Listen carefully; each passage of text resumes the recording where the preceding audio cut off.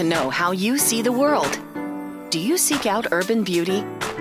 Or do you create your own landscapes? Maybe it's outdoor adventure that makes your world turn. Let us bring your passion into focus and give you the best view yet. At Botwin Eye Group and Oculus Optical, we defy the norms by combining advanced medical eye care with Santa Fe's finest selection of luxury and artful eyeglasses. Botwin Eye Group and Oculus Optical, 2 locations in Santa Fe. Santa Fe Gloom podcast. We are back. As always, got great guests here tonight. Scott, Executive Director of Northern Soccer Club. Welcome back, Scotty. Yeah. And good to be back. Welcome back. And Jesse, new to the Santa Fe Gloom podcast. I have to give credit to Scott. He highly recruited me on his 7v7 co-ed team this year to make the difference. And Jesse, that's kind of where we kind of reunited out in the pitch at Santa Fe Indian School. So welcome to the podcast. Thank you. Pleasure being here. Yep. No, you're welcome. Thank you. And Jesse, let's start with you with the party on the pitch. Give us the kind of maybe the origin story, your role, just your thoughts, ideas, and then we'll muscle through all the great details.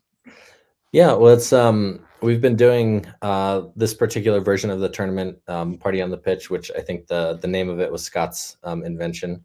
And I think it goes back to 2015 or 2016 was our first year. So we've been doing it for a while. We had a couple year break during COVID where we weren't able to play, but it's been going strong for 10 years or so.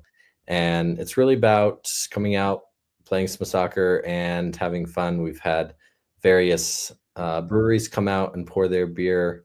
Last year we had New Mexico Hard Cider out there. They'll be back this year. And we started a new idea last year as well, which was showing the Champions League final. So we'll take a pause during the tournament and show the game so people can take a break, grab some food from the food trucks, have a drink if you want, and then go back to having some fun on the pitch. So we've been doing it for a while, and we've had a lot of support over the years, and we're hoping to keep with that this year.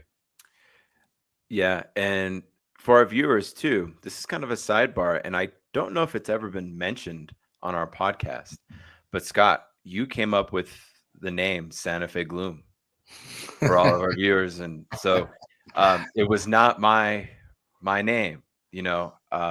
I don't know if you have anything to share with that, Scott, but yeah, I work with some really creative guys, Kenny Barella and Brock Johnson, and I believe Brock Johnson does get the full credit for Santa Fe Gloom, but I gave it the thumbs up, and then you ultimately made that decision. So it was a good collaborative effort, and look where we are, man. This is great. Yeah, no, absolutely. I mean, I remember when you guys told me the name of Gloom, and I was like, the hell these guys talking about? But that lasted maybe 10 seconds. And then I was like, man, they nailed it. Like, how can I veer off from this? So good name. Jesse, I'm not surprised Scott kind of did the marketing and the origin story of Party on the Pitch. So yeah. I mean, he designed the logo also, or I don't know if he personally designed it, but that came Hey, through. I'll take all this credit you guys are giving me all day long.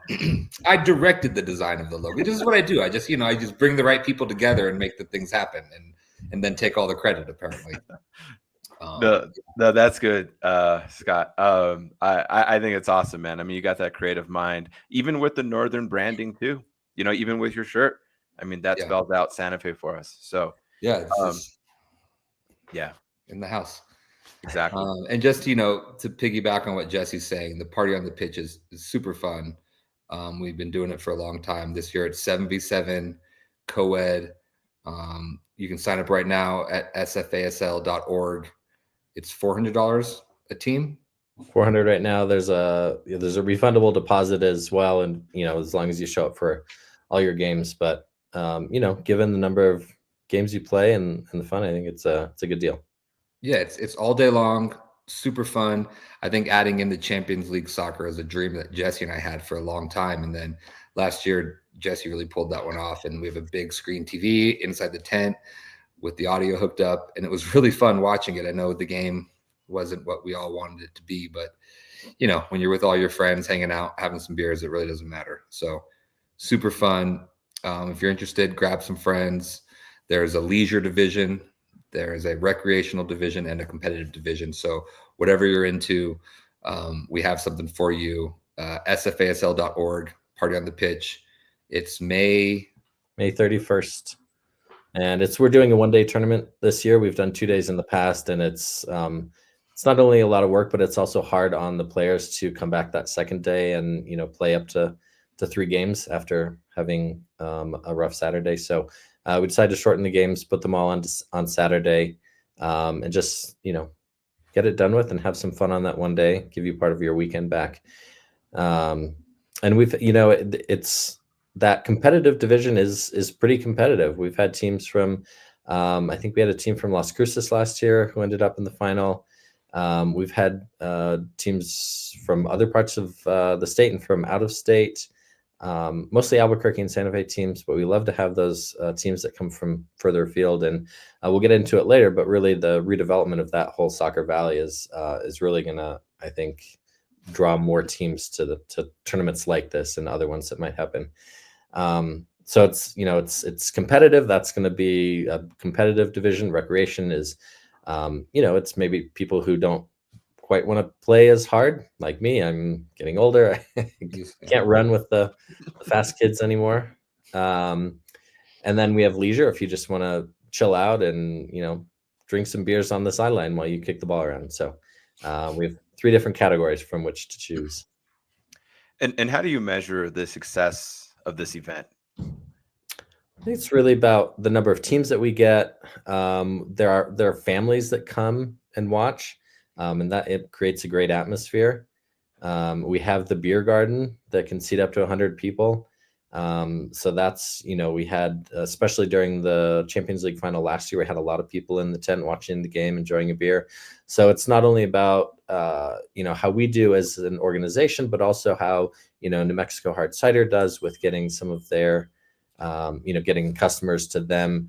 And then we'll have a couple other booths there. David, I think you'll be there. I think we may have a couple others that will be there. So having that availability of other places and things for people to do, and just make it a really nice day out there at Soccer Valley.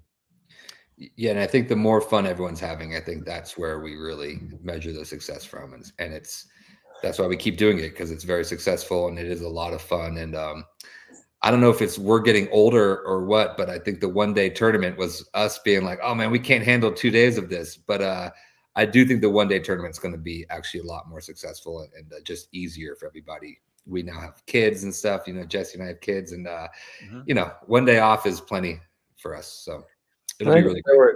There were injuries happening as well on the first day, and people weren't making it back for the second day, or they were tired. So it sort of was hard on the teams, the rest of the players that came back for the second day as well, to have fewer people available. So let's get it done on the first day. Everyone will have a full team. We'll, not play quite as long of games, but we'll still have a lot of fun. It is a party on the pitch after all. Yeah. Our dream is really to, at one point, be able to use the lights that are out there and play night games as well. So we'd play, morning games, take a break in the afternoon to watch the game, have some food, have some drinks if you'd like, and then continue into the evening. I don't know if we're going to have enough teams this year for that, but our dream is to one day, make it a full all-day event where we can actually play under the lights at night for the finals or something like that. We're getting there, but not yet. So, Scotty, I take it that the lights aren't there yet.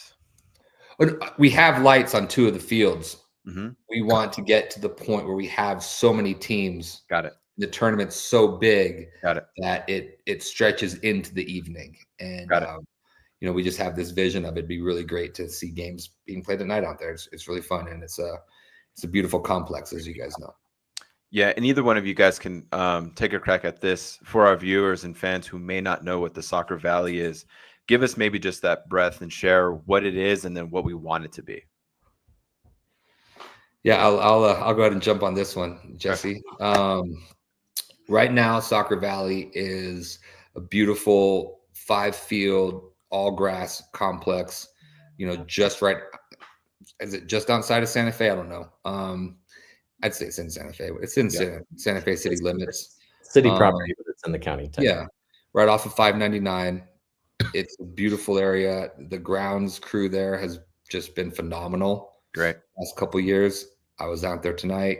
The grass is in amazing shape. It's even. It's just a wonderful place to play soccer. Wonderful place to spend your time and hang out. And these are 5 11v11 fields. Yeah, so it's 5 full fields. 2 have lights on them. And what about bleachers or stands? We use them for all sorts of things. Bleachers or stands? I haven't been out there for a long time. Not yet. No, it's just there's some benches. Yeah. Okay. And then tell us about the expansion, Scott, like what we hope it to be in terms of Mucho Soccer and everything that you've been doing to drive those initiatives. Yeah. So 2 years ago, we started a little campaign called Mucho Soccer. And the goal of that is to raise money through the state and through private donors to build more soccer fields in Santa Fe and northern New Mexico for all the kids. And we've been very successful. It's been amazing. Total, we've raised about $10 million in the last 2 years. Wow. The governor has given, Jesse, how much has she given in the last 2 years? Over probably 3 million out of the 6 million total that came from the state. I think came from the governor herself. Okay, something like that. Yeah, it's just the support that the governor has given. Representative McQueen has been that guy. Matthew McQueen has just been an amazing supporter of this. He's a legislator. I believe his district is Cerrillos. Okay, Jesse, is that correct? Like Galisteo, El Dorado area. I believe he's given over $1 million in capital outlay alone. Rena Zapansky has given a lot of money to it. So through this great support and all this money, we are expanding the MRC Soccer Valley to 4 more soccer fields. 3 of those will be turf. 1 will be a grass soccer field with a little bit of a stadium, very, modest stadium, but bleachers with, a little bit of a covering and some infrastructure and some amenities. And it's just a really, really exciting project and something that's going to benefit, not just kids in Santa Fe, but kids through all of northern New Mexico. It's going to kind of be that hub of northern New Mexico for all sorts of different soccer events. Do you think it could host state championship games? I think it's going to be such a beautiful complex and it's such amazing scenery out there. I would hope that it would absolutely do that. And I think, we need to bring more of that stuff to Santa Fe. I think it's just such an easy, it's easy just to put everything in Albuquerque, right? Oh, everything's in Albuquerque and all this stuff. I think there's a very good argument once this is all done to say, hey, look, we can host some really great things in Santa Fe as well. Yeah, and I think that also piggybacks on, potentially New Mexico United training out there, right? And maybe another question for you guys too, just like the future of soccer in northern New Mexico. USL teams, USL 2 team, like what's the pie in the sky, do you think, as soccer organizers here in Santa Fe? Like, what do you think the future is? I was just if I can just go back quickly, David, I was just going to mention in terms of the redevelopment of Soccer Valley is that we have a lot of kids that are playing soccer up in Los Alamos. We have teams in El Dorado that are part of Northern and other, Taos has players as well. So, rather than them having to drive all the way down to Albuquerque to play in games, having a really nice complex an hour closer in Santa Fe would be super helpful for them. So it's not just it's more of a northern New Mexico development as opposed to just a Santa Fe development. Yeah. And Scott, I think that would help with recruiting players. Yeah. From Los Alamos, El Dorado, even potentially Albuquerque, if we have these facilities, right? Absolutely. I mean, I think the idea of creating a real northern New Mexico like soccer community is real, and it's something we've put a lot of effort into. And this summer we're doing free community soccer camps in Espanola, in Las Vegas, and in Powake, just to kind of spread the love of soccer. And Jesse's right. Los Alamos and Taos are soccer communities as well, and having a place where we can all go to that's not Albuquerque, I think, is really important. Yeah, you may have already touched on it. But why do you think state leadership gave the money?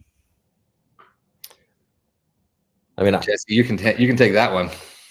in full disclosure, I worked in the governor's office for the last 3 sessions, so I was on that side of the discussions about providing money. And so, I think the last 2 sessions when most of the money was provided, I don't remember if there's money given before that, but 6 million was given over the last 2 years, and a lot of it was down to the campaign that Scott ran with Mucho Soccer, and they brought dedicated one day, bring all the kids, their parents to the Capitol. They would go and talk to all the Santa Fe legislators.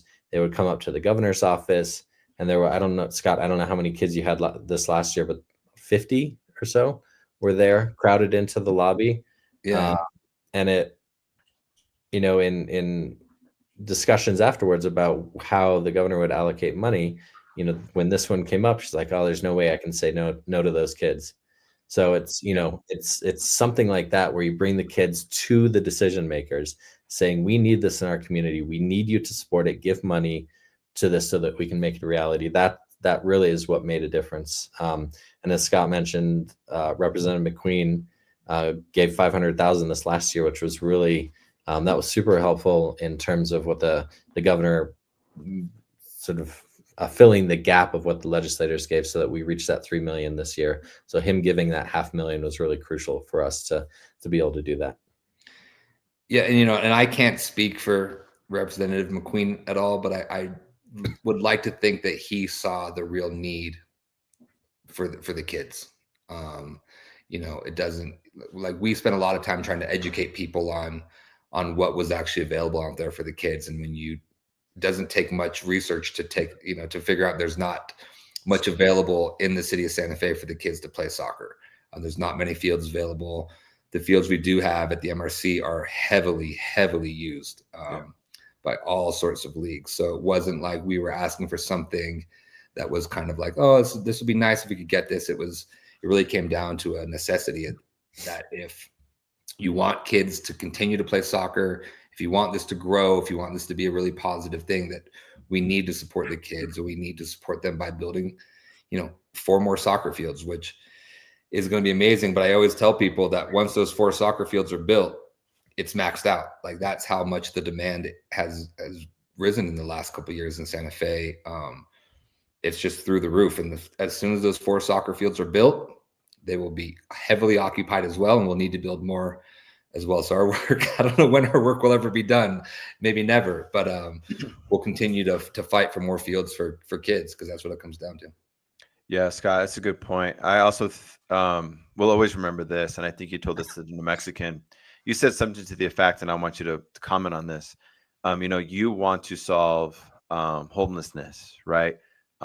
Kids not showing up to school, right? You build more soccer fields. You give more things to do for kids, recreational sport, things like that. So comment on that, Scott, because I think that this is also more than just soccer. And that's what the Gloom is too, right? We're not just a pro team. We want to get back to the community, things like that. So Scott and Jesse, I think you guys are doing incredible work. But Scotty, please comment on that. Yeah, 100%. And I truly believe that giving kids opportunities is what prevents homelessness. Once people are in these situations, it's, as we've all found out, it's very, very difficult and very expensive to solve the problem once it's gotten to the point where it's at right now.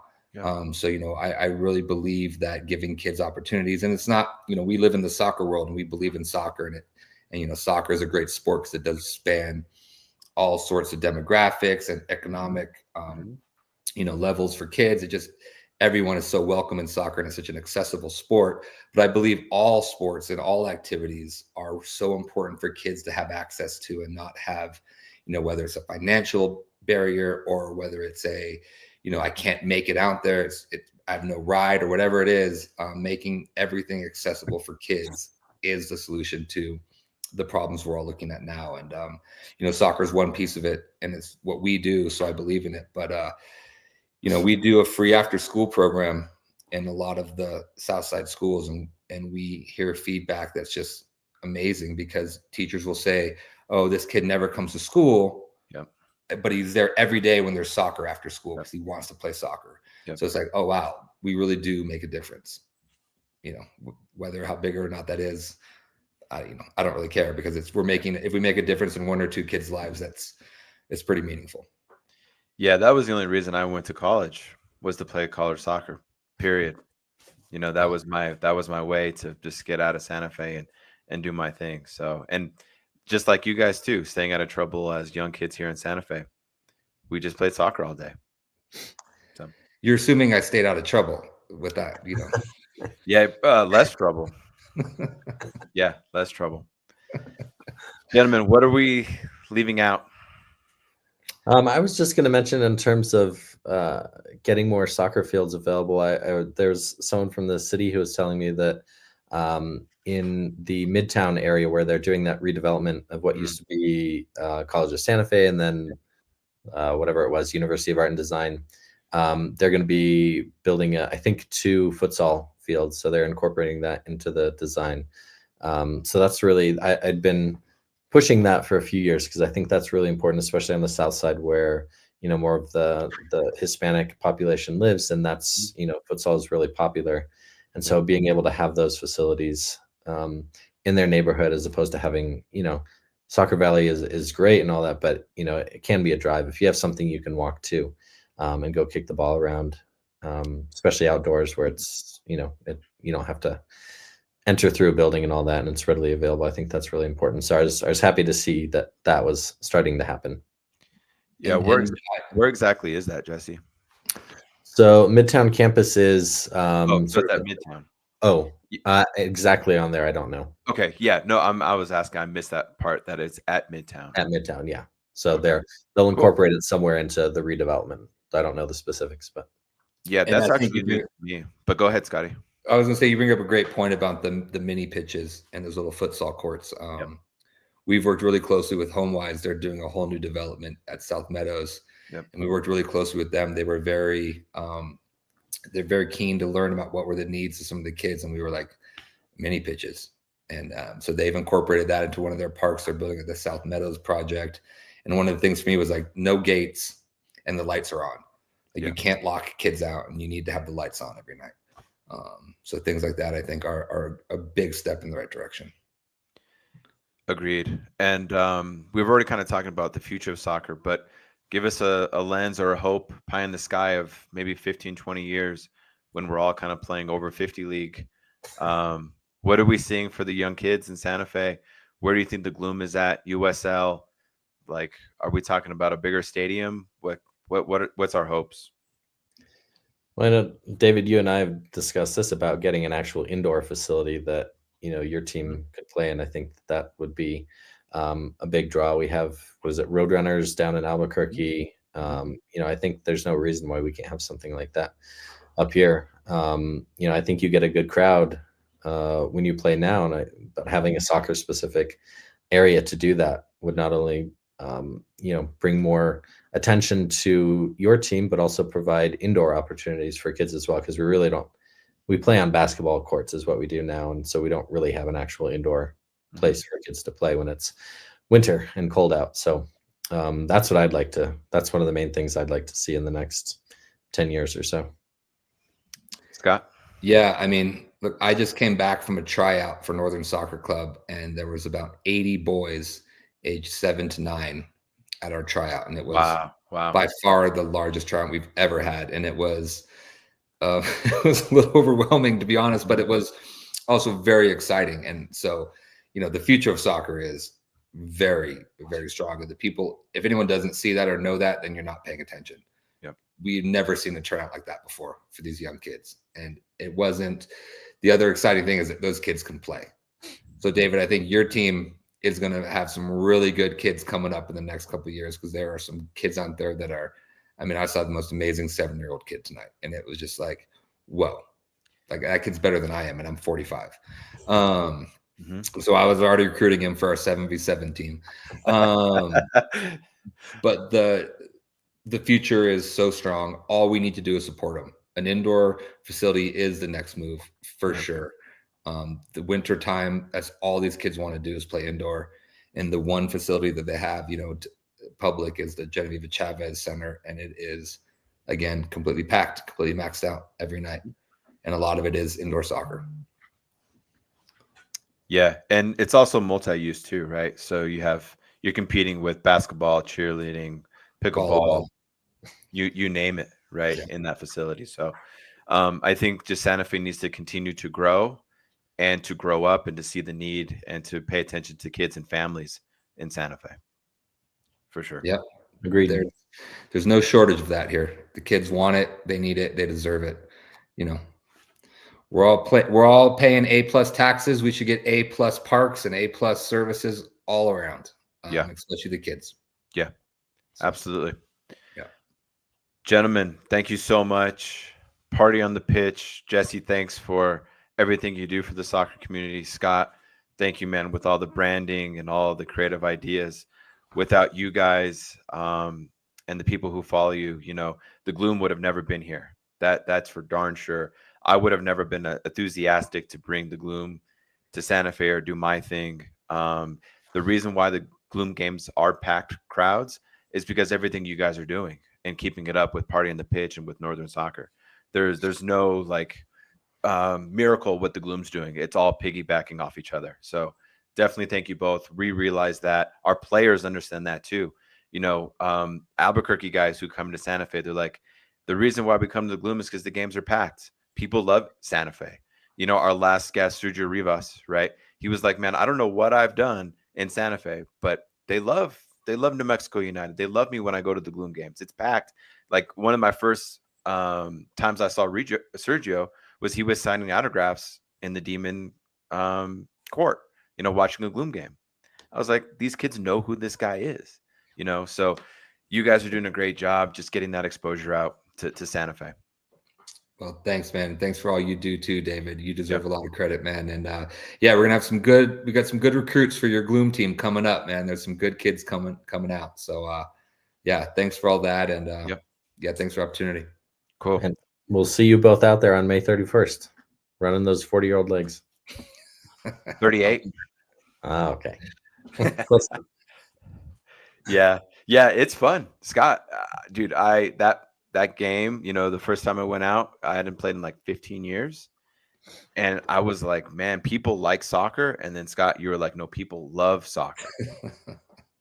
It's so much fun. I'm playing for like 3-4 minutes and I sub off. Like I'm used to that futsal ball by now because that ball's just really bouncy for me. But it's so much fun. I love it. Man, it's great seeing you out there and seeing you have that passion back because you can tell that you have it. And we're going to get a win next week, I have a feeling. So definitely. Wait, hold on, Jesse. Do we play you guys next week? You do. Oh. What's your record, Jesse? We lost one game. We had a tough game last night, but we pulled it off. You guys won. Wow. We did. You got a JJ Diani on your team? We do. Okay. All right. He's getting slow, man. He's getting slow. We don't have to worry about that. He still has the passes and the hard shot though, so that's what counts. He's getting slow. Get his daughter out there. His daughter's his daughter is very good. I think she's what, 5, 6? I think she's 6. She's 6 years old. Yeah. Shout out to John Diani too. Definitely an OG for soccer. Dave Diani, I've played with my whole life. JJ, one of the most creative players I've played. He's always been slow. Shout out to him. But he's always been very dynamic and a very creative player, and you want him on your team because he's like there when you need him. So, but yeah, I'll meg JJ a couple times. I think I'm salty because he left our team and went and played with Jesse instead. See, it's a good recruit. Yeah. Management, Scotty, management. I know. I only myself to blame. All right, gentlemen. Thank you for everything you do. Appreciate it. All right. Thanks, buddy. See you guys. Thanks, guys.